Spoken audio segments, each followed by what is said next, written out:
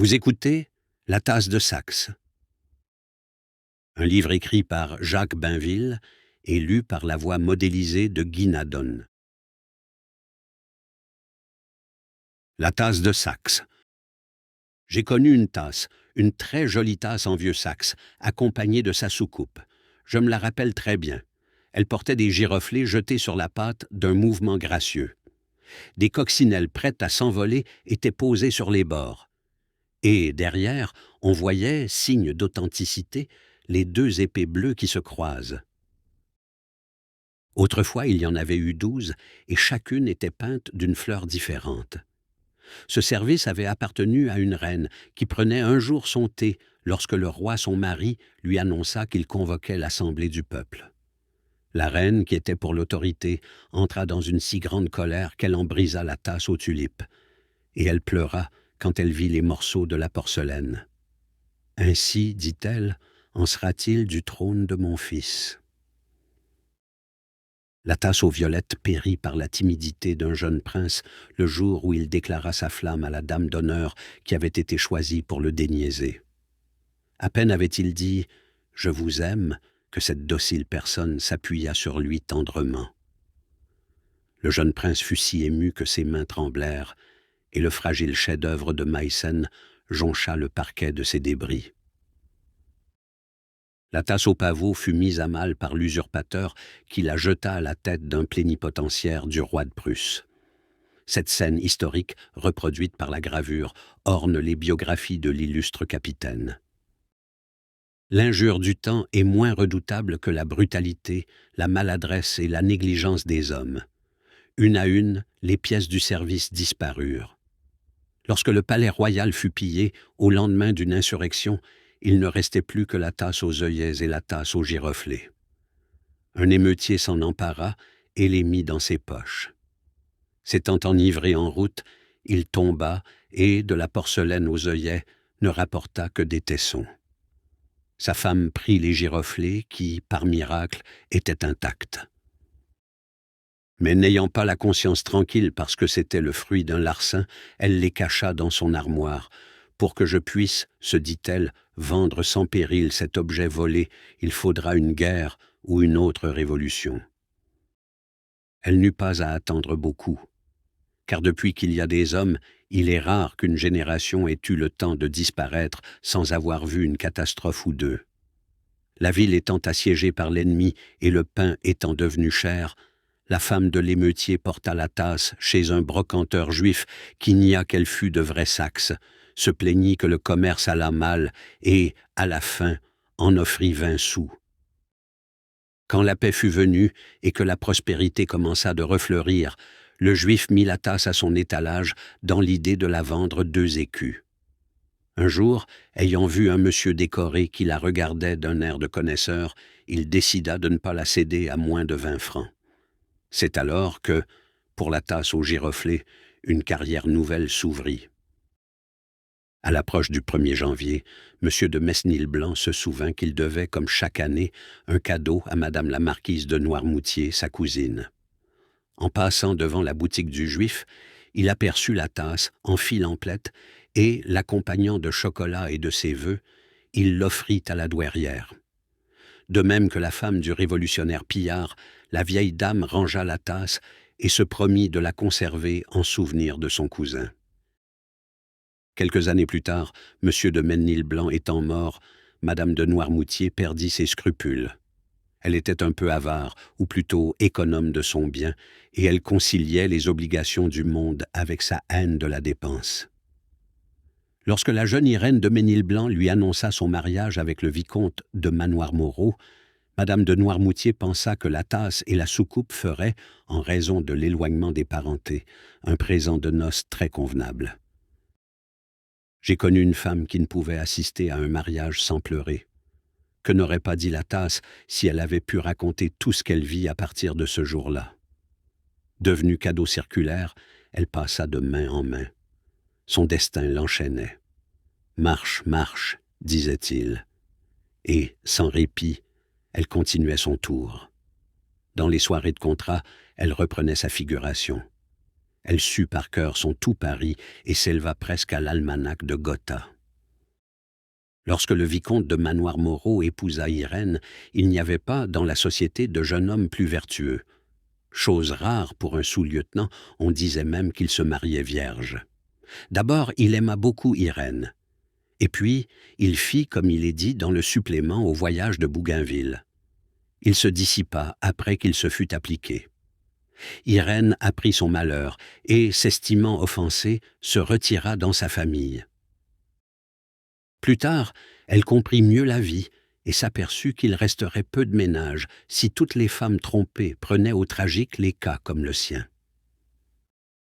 Cependant, la communauté se liquida, et aucun des époux ne voulut de la tasse qui, avec les fiançailles et les noces, ne rappelait que d'amers souvenirs. Les giroflées furent vendus aux enchères publiques. Elles retournèrent chez un antiquaire de la rue Tronchet qui en demanda 5 louis à M. de la Paume, le célèbre raffineur. L'antiquaire avait deviné tout de suite que M. de la Paume voulait mettre 5 louis à un cadeau et qu'il avait arrêté ce chiffre dans sa tête avant d'avoir ouvert la porte du magasin. Il essaya pourtant de marchander, mais l'antiquaire avait l'habitude de la clientèle riche. « Pour un autre que vous, dit-il, ce serait 150 francs. » Bien que ce manège ne lui fût pas nouveau, M. de la Paume se sentit flatté et n'insista pas. Il commanda un écrin pour la tasse, mit dedans sa carte et celle de Madame de la Paume, et l'envoya à Mademoiselle Durand de l'Aube, de la grande famille des Durand de l'Aube, qui épousait le fils du baron Minard, banquier et administrateur de sociétés diverses. La soirée de contrat fut éclatante.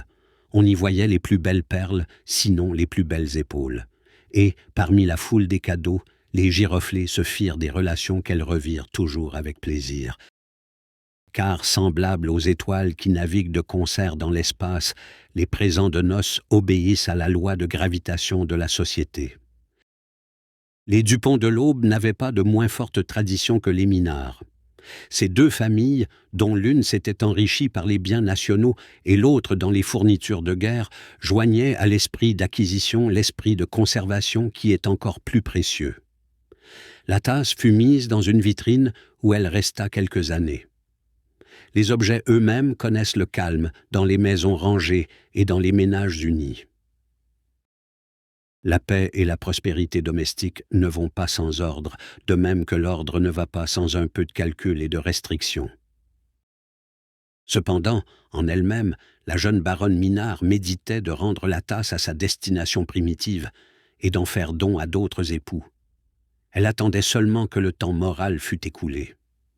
L'occasion lui sembla venue lorsque M. Cornet des Angles, sous-directeur du Crédit Général, unit ses jours à ceux de Mlle Malempiès, fille du puissant armateur. Au bout de 6 mois, ce couple harmonieux, considérant que ses frais de premier établissement avaient été lourds, fit l'économie d'une dépense aux fiançailles d'Anatole de Courtepointe et de Berthe de Lompré. Je revis la tasse aux giroflées à l'exposition des cadeaux. C'était un très beau mariage. Les Lompré, dont Quenu était le vrai patronyme, étaient justement fiers d'une alliance avec les Courtepointe, parmi lesquels on comptait un duc. Cependant, Anatole avait des dettes et il était joueur. La dot opulente de Berthe fut mangée en peu de temps. Les Quenu se lassèrent de payer les créanciers. Le papier timbré parut, l'huissier instrumenta. À la requête de M. Amidieu, usurier et bookmaker, la tasse fut saisie avec le bâton fleur-de-lysée du maréchal de Courtepointe, une mèche des cheveux du grand dauphin, l'éventail de Marie Leczinska et quelques autres souvenirs historiques auxquels Anatole n'attachait qu'un médiocre prix. Pour la tasse revenue chez l'antiquaire, ce fut le principe de nouvelles courses dans le monde et, aux expositions rituelles de présents nuptiaux, de rencontres avec des objets voués au même sort et qu'elle avait toujours plaisir à revoir.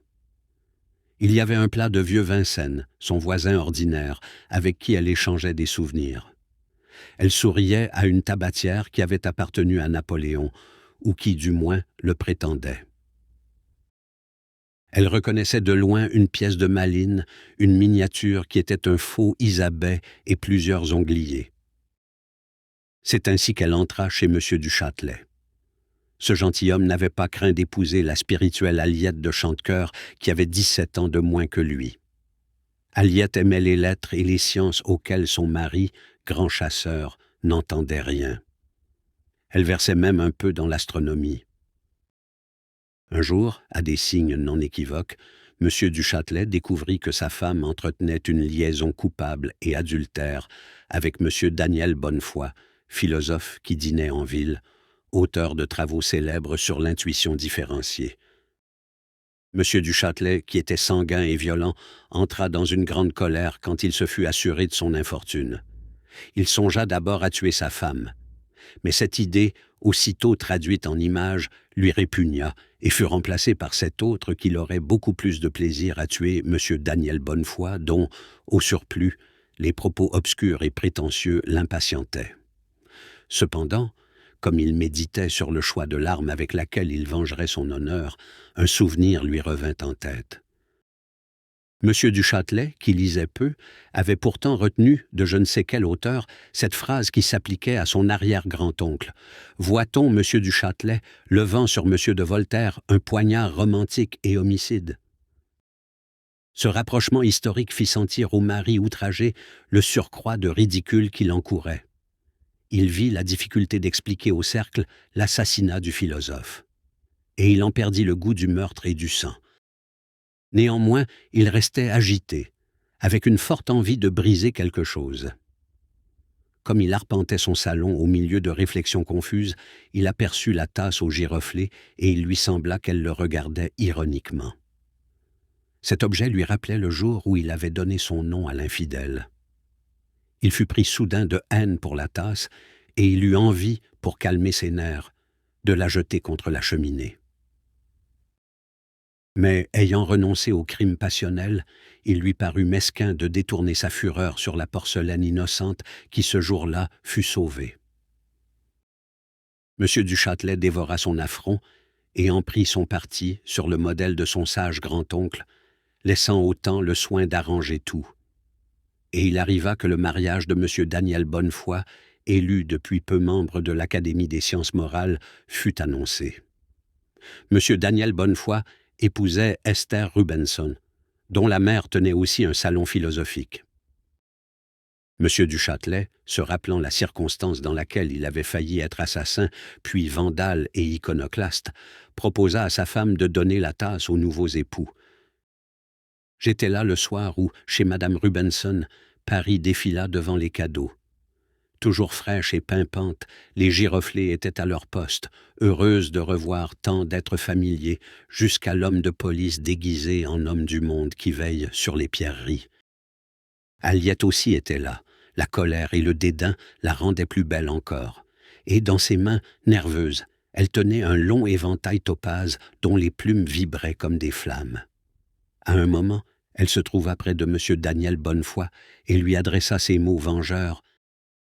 « Mes compliments, mon cher, votre philosophie fait des consciences souples et des idéalistes pratiques. Le parasitisme vous a mené loin. Savez-vous le nom que vous méritez ?» M. Daniel Bonnefoy devint cramoisi et redouta qu'Esther Rubenson eût entendu ce propos. Il balbutia quelques protestations d'un air si piteux qu'Aliette, saisie de dégoût, le quitta en lui disant d'aller dormir avec sa juive.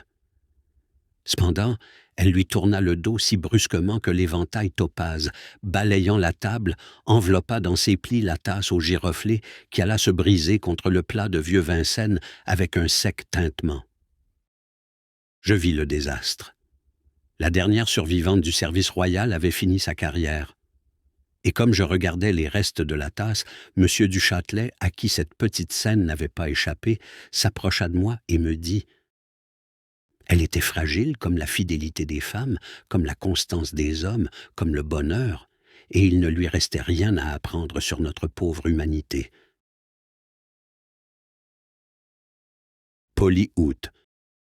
Il était garçon chez Levrault, marchand de vin, et il portait un tablier de serpillière. Le père Levrault préparait pour les cochers de la cuisine bourgeoise, et parfois des messieurs retenaient la petite salle du fond où ils dînaient en partie fine. On venait là pour le poulet sauté, on y buvait un fleuri qui sentait vraiment la fleur. Et les habitués taquinaient Polyhoute. Il est temps de dire l'origine d'un surnom qui était toute son histoire. Sous le règne de Napoléon III, Joseph Gendron était venu de son village pour faire son service au fort de Vincennes. Il n'avait pas d'ambition, ou plutôt, préférant les corvées domestiques à la servitude militaire, son désir était d'être ordonnance de son capitaine. Quand il était parti, sa mère lui avait dit « Surtout, Joseph, ne va pas de l'avant ». Gendron, canonnier, suivait ce conseil de prudence. Son esprit était simple. Il prenait le temps comme il venait. Son plaisir était le dimanche de retrouver dans le bois des payses qui étaient nourrices, ayant fauté, et, tandis qu'elles allaitaient l'enfant des maîtres, il chatouillait d'une petite branche de troène le globe veiné de leur sein. Un soir qu'il avait une permission de minuit et un peu d'argent que lui avait envoyé sa grand-mère, il dîna chez Levrault, non loin du Luxembourg. Levrault était aussi du pays. Il reconnut l'artilleur, lui demanda des nouvelles de sa famille, le servit bien et lui donna un billet de seconde galerie pour l'Odéon. Car le chef de claque comptait parmi les clients du marchand de vin. Jamais Joseph Gendron n'était allé au spectacle. Il regardait la salle d'un air gêné et curieux. Et il fut tous yeux, tout oreille quand le rideau se leva, les 3 coups frappés. La scène représentait une maison avec de grandes colonnes, une maison comme il n'en avait jamais vue et qui lui rappelait l'église de son village. Là se promenaient des personnages qui lui rappelaient aussi ceux du chemin de croix, les uns à cause de leur toge, les autres à cause de leur casque. Et les comédiens prononçaient des paroles qui parurent belles à l'artilleur parce qu'elles étaient nobles, fortes et cadencées. Bientôt il ne remarqua plus ni le décor, ni les costumes, ni la taille majestueuse et les bras blancs de la principale actrice, ni la musique de l'Alexandrin. Il participait de toute son âme à l'histoire qui se passait sous ses yeux. C'était une dame qu'un officier sans fortune avait aimée, et le père, un gros bonnet du temps, n'avait pas voulu du mariage. Quand l'officier revenait, après s'être couvert de gloire dans une bataille, son amoureuse en avait épousé un autre, un prince étranger. Celui-là, elle l'aimait par devoir. Et voilà que l'officier, l'ayant revue, apprend qu'elle est mariée. Il se retire par délicatesse. Mais le mari n'est pas moins généreux. C'est un chrétien qui veut renverser les idoles et mourir pour sa foi. Il a connu l'ancien amour de sa femme. Qu'elle soit heureuse avec celui qu'elle avait choisi, lui, il aura la palme du martyr. Alors la belle dame aux bras blancs s'aperçoit que son mari est un héros. Elle partage sa croyance, elle aspire à le rejoindre au ciel. Et tous ceux qui ont vu comme elle cette mort admirable sont émus ou convertis, même le beau-père, le préfet, qui par ordre du gouvernement a envoyé son gendre au supplice. Quand le rideau fut tombé sur le 5e acte, Nous espérons que vous avez apprécié cet aperçu. Pour continuer à écouter ce livre audio sur Google Play Livres, utilisez le lien dans la description de la vidéo.